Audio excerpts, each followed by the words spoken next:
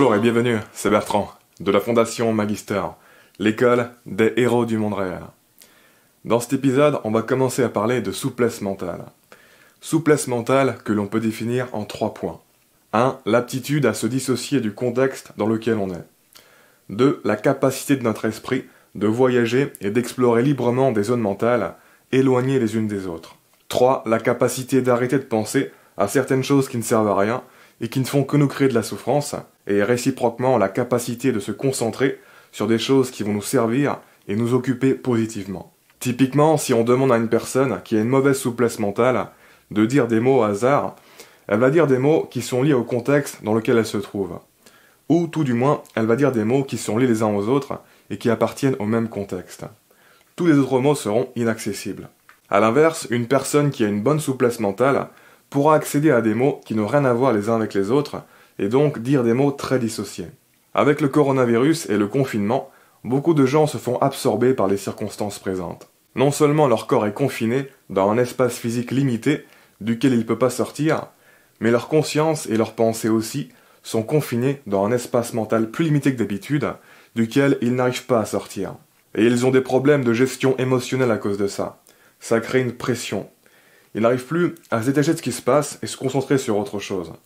Leur esprit n'a pas la souplesse pour. Et ce que je veux que vous compreniez avec cet épisode, c'est que tous ces soucis intérieurs, ce n'est pas seulement à propos du confinement que vous vivez en ce moment.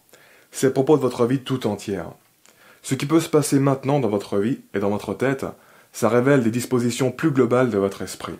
Toute votre façon d'opérer votre vie, en fait, elle était déjà comme ça avant, et elle sera encore comme ça après si vous ne changez rien. Tous les problèmes qui se révèlent maintenant, ce ne sont que les instances de problèmes qui émergent automatiquement de votre façon d'opérer. Tu vas les retrouver toute ta vie sous des formes plus ou moins différentes si tu fais rien pour les considérer. Et ce confinement est l'occasion parfaite pour prendre du recul et prendre le temps de les considérer justement. La vérité, c'est que si d'ici la fin du confinement, vous n'arrivez pas à oublier le coronavirus, le confinement et tout ça, si vous n'arrivez pas à vous sortir ça de la tête et vous concentrer à fond sur autre chose qui n'a rien à voir, alors c'est que votre esprit manque de souplesse. Et du fait de ce manque de souplesse de l'esprit, vous êtes mal barré pour devenir le créateur de votre vie dans le futur. Vous êtes mal barré pour être une cause dans ce monde et non un effet de ce monde. Si vous n'avez pas une attitude de créateur et de visionnaire maintenant, il est probable que vous ne l'aurez toujours pas après. Vous serez toujours limité par votre manque de souplesse mentale. Mais tout d'abord, si vous ne me connaissez pas, et que vous vous demandez pourquoi m'écouter, je suis docteur en sciences cognitives. Les sciences cognitives, qu'est-ce que c'est ? C'est grosso modo l'étude moderne du fonctionnement de l'esprit. Ça ne veut pas dire que tout ce que je dis est forcément vrai. Non, c'est juste un indicateur que je prends la recherche et la compréhension au sérieux. Mais personne ne peut prétendre dire que des choses vraies, à part les personnes qui sous-estiment leur ignorance. Vous devez toujours garder un esprit critique. Vous savez, en temps normal, la plupart des gens ont déjà un problème à ne pas se faire absorber par les circonstances présentes. Ils ont déjà des difficultés à se distancer du bruit présent et à avoir leurs propres pensées. Sans vraiment s'en rendre compte, ils sont comme fusionnés avec les circonstances présentes. Leur vie ne se distancie jamais beaucoup de la situation présente. Ils y restent collés comme s'ils n'avaient pas la liberté de faire autrement. Comme si leur esprit manquait de souplesse et n'arrivait pas à s'étirer. Et du coup, leur conscience est pratiquement dirigée par ce qui est dans l'air du temps. Pratiquement comme si c'était des pantins. Leurs pensées du moment ne sont pas vraiment leurs pensées, ce sont celles de tout le monde. Il n'y a pas grand-chose d'original. Ils font très peu d'exploration mentale individuelle qui ne soit pas liée à ce qui est dans l'air du temps. Et en général, quand ils le font, c'est très superficiel. Ça ne dure pas longtemps. Certainement pas assez longtemps pour faire germer quelque chose de nouveau dans leur tête et pour habituer leur esprit à être étiré. Ils sont trop addicts au présent. Et c'est pour ça qu'il n'y a pas beaucoup de visionnaires dans ce monde. La plupart des gens sont trop occupés par le bruit du présent, si bien qu'il n'y a plus de place pour autre chose dans leur esprit. Ils ne font que réagir, réagir, réagir. Vous savez, rétrospectivement, quand on analyse les nouvelles technologies et les nouveaux concepts qui ont eu beaucoup de succès dans les dernières décennies, on peut se demander, mais comment ça se fait que personne n'y a pensé avant ? Ça paraît évident une fois que c'est inventé et que ça fait partie de nos vies. Souvent, ça n'a rien de vraiment si spécial que ça. La difficulté était simplement d'y penser. Et pourquoi c'est ça la difficulté ? Eh bien parce qu'encore une fois, on a tendance à avoir la tête prise dans le guidon de la réalité présente et se conformer à cette réalité présente. Beaucoup plus qu'on ne réalise. on a du mal à vraiment se distancer mentalement. Ne serait-ce que pour réaliser qu'on a la tête dans le guidon et qu'on se conforme. Comme je vous le disais dans les épisodes 57 et 112, la plupart des gens ne prennent jamais le temps de se questionner à propos de leur propre existence. Ils sont pris dans les rails de la vie auxquels ils sont collés. Et c'est pour ça que, pour faire émerger de grandes innovations aujourd'hui évidentes, il a fallu que des visionnaires prennent de la distance sur la réalité présente. Il a fallu que des visionnaires arrêtent de regarder là où tout le monde regardait et aillent dans des zones mentales, là où il n'y avait pas grand monde pour le moment. Et étonnamment, personne d'autre n'en était capable au moment où ils l'ont fait. Ce qui est pourquoi c'est eux qui ont pondu le nouveau concept, ou la nouvelle invention, et pas tous les milliards d'autres êtres humains qui étaient là eux aussi, mais qui se conformaient trop pour entrevoir et saisir l'opportunité. C'est fascinant quand on y pense. En commentaire de l'épisode 101, il y a un ami qui suit régulièrement mes vidéos qui a remarqué que c'était une chose difficile à faire de créer son propre chemin dans le monde, parce qu'il avait l'impression que tous les domaines avaient déjà bien été exploités. Je lui ai fait remarquer qu'à toutes les époques, la plupart des gens devaient penser la même chose, et que s'ils pouvaient savoir à l'avance tout ce qui sera vraiment fait dans les centaines d'années à venir, ils seraient choqués. En réalité, à partir du moment où on a une attitude de créateur, il y a sûrement plus d'opportunités maintenant qu'il n'y en a jamais eu dans toute l'histoire. On peut quantifier notre connaissance, mais pas notre ignorance. Oui, c'est difficile de créer son propre chemin, mais dépasser cette perception que tout a été fait, se distancer du présent pour arriver à penser de manière originale, c'est en fait le plus gros de la difficulté. Les rares individus qui dépassent cette étape de limite perceptive sont grosso modo ceux qui créent de nouvelles voies. La vérité étant qu'il n'y a pas grand monde qui explore sérieusement les possibilités d'innovation dans ce monde. Il n'y a pas grand monde qui se distancie du bruit et qui va dans des zones mentales où il n'y a pas grand monde en ce moment. La plupart des gens sont concentrés dans les mêmes zones mentales et se contentent de se dire que c'est difficile de trouver de la nouveauté sans jamais avoir sérieusement pris une attitude de créateur. Il n'y a pas grand monde qui désencombre son esprit pour laisser de la place à la création. Et c'est assez troublant quand on y réfléchit. C'est comme si on s'empêchait de pouvoir créer quelque chose. C'est d'autant plus évident à notre époque où la connaissance est massivement disponible sur Internet et où si on veut explorer et trouver des choses, on peut aller très loin. C'est notre propre esprit qui nous limite. À ça, il m'a répondu qu'il allait prendre le temps de dépasser cette fausse perception. Et je lui ai répondu que non, c'est une vraie perception. Il n'y a pas de fausse perception, il n'y a que des vraies perceptions.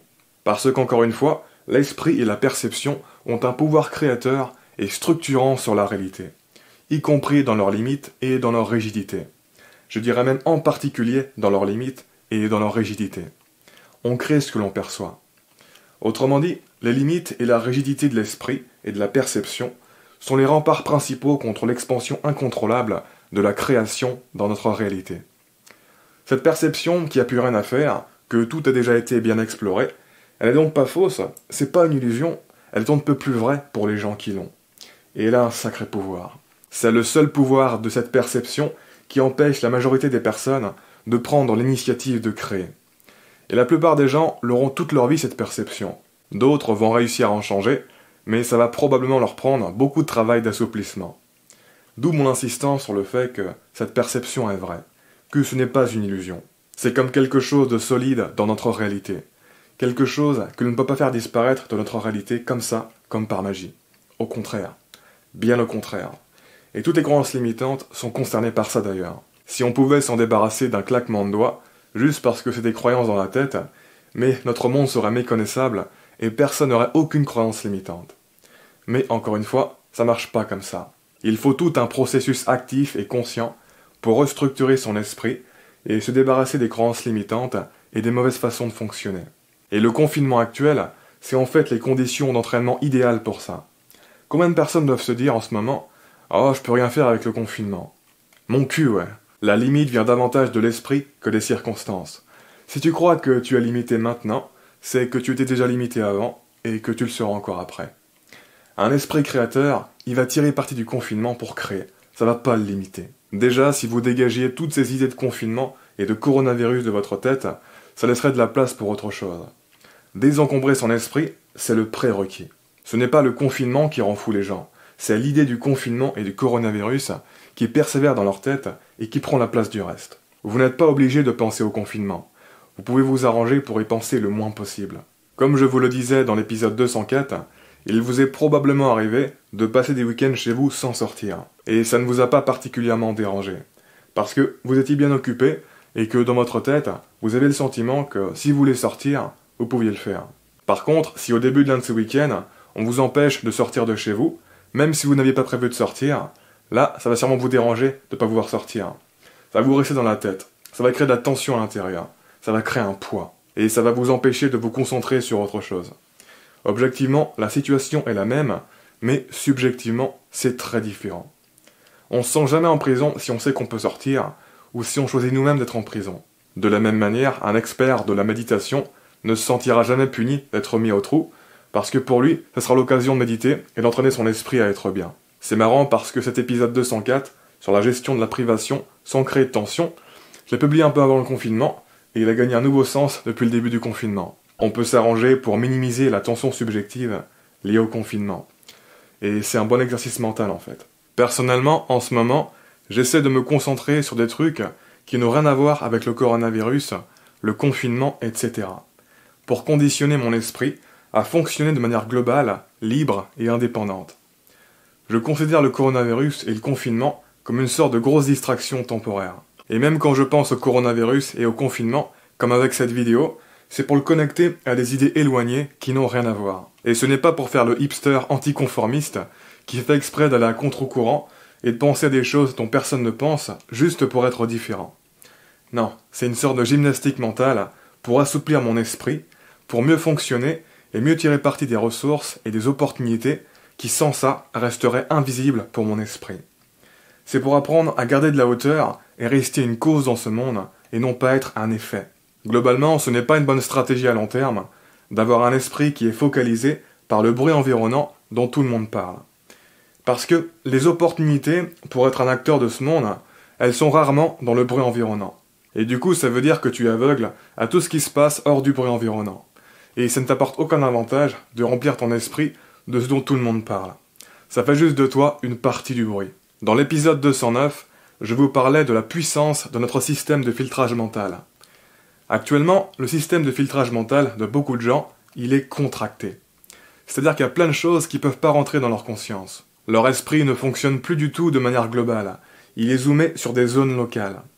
Leur rayon de filtrage tourne autour de certains sujets, comme le coronavirus et le confinement. Tout ce qui a une distance conceptuelle trop éloignée est inaccessible. C'est dans le noir complet, comme s'il y avait un voile. Et c'est pour ça que beaucoup de gens ont du mal à penser en ce moment. C'est comme si leur intelligence avait diminué et qu'elle était brouillée. Non seulement leur corps est confiné et ne peut pas sortir de l'espace dans lequel il est, mais leur pensée aussi est confinée et a du mal à sortir et voyager dans différentes zones conceptuelles et mentales.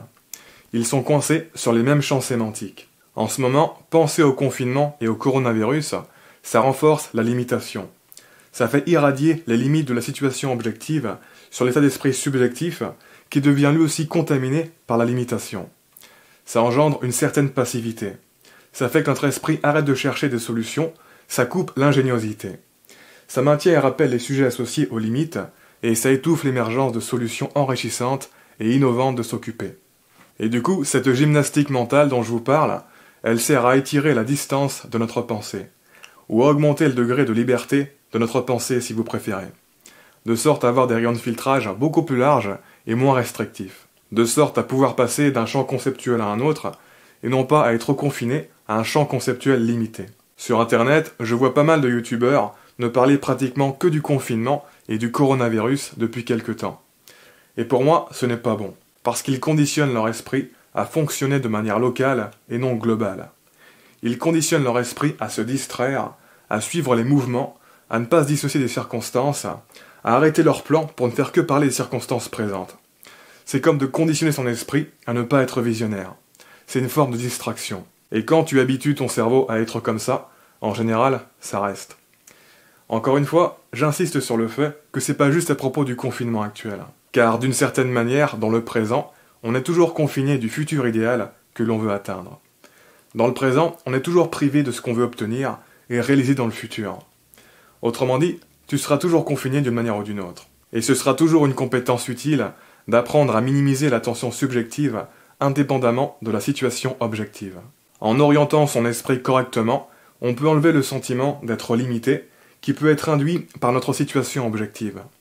Malgré les contraintes, on peut diriger notre esprit vers l'expansion. On peut renforcer la flamme intérieure de la recherche d'opportunités qui va irradier et se répandre sur l'extérieur. On peut renforcer le mindset qu'on n'est jamais vraiment limité, que si on cherche, il y a toujours des moyens cachés d'avancer.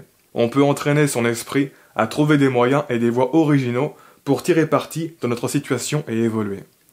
Et c'est ça qui fait que certaines personnes, qui partent d'en bas, évoluent et arrivent en haut, alors que les autres restent coincés et n'y arrivent pas.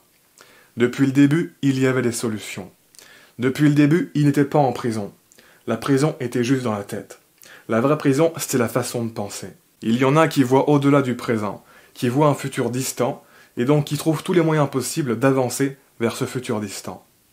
Même si les conditions ne sont pas idéales, ils se tordent l'esprit pour que ça marche. Ils font preuve d'ingéniosité et de débrouillardise.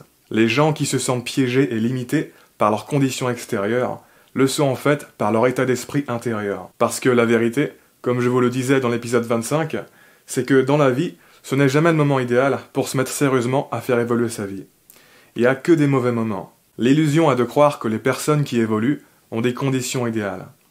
Alors que les personnes qui évoluent sont tout simplement celles qui ne laissent pas filer les moins mauvais moments. C'est aussi ça la souplesse mentale. Apporter de la souplesse dans l'équation de la vie quand les conditions sont rigides. Faire avec les contraintes et trouver des solutions qui fonctionnent. Les personnes qui n'évoluent pas dans la vie pensent que l'idéal pour avancer, c'est d'avoir les bonnes conditions extérieures. Alors qu'à l'inverse, les personnes qui évoluent dans leur vie pensent que l'idéal pour avancer, c'est d'avoir les bonnes conditions intérieures. Elles n'ont pas la fantaisie de croire que les conditions extérieures vont être idéales pour avancer. L'idéal est d'être à l'aise avec le bordel, le chaos et la difficulté des conditions extérieures, de s'y attendre comme si c'était normal. L'idéal est d'être à l'aise dans des situations précaires. L'idéal c'est de pouvoir garder un mental de roi dans une situation de gueux. L'idéal c'est d'arriver à te mettre dans l'état d'esprit d'abondance et de te sentir vraiment super bien, super chaud, super à l'aise, alors que tu es censé être en prison, alors que tu es censé avoir perdu, alors que tu es censé être dans une situation miteuse, etc. À partir de là, tu n'as plus grand chose à faire des conditions extérieures, tu peux avancer et être bien n'importe comment. La vérité, c'est que si tu as besoin de plus qu'un toit et à manger pour être bien à l'intérieur, pour être inspiré et envisager des projets de réussite, tu es trop vulnérable. Ce n'est pas nécessaire et ça ne devrait pas diminuer ton entrain. Tu ne devrais pas pouvoir perdre l'abondance intérieure aussi facilement. Sur ce, voilà qui close cet épisode. Si vous ne l'avez pas lu, j'ai publié un nouvel article exclusif sur le blog de la chaîne. Je vous mets le lien en dessous en commentaire. Comme d'habitude, je vous invite à vous abonner si ce n'est pas déjà fait, à partager cette vidéo et laisser un pouce bleu si vous l'avez apprécié. Ça m'aide pour la visibilité. Quoi qu'il en soit, je vous remercie de m'avoir écouté jusqu'au bout et je vous dis à très bientôt pour la prochaine vidéo. Ciao!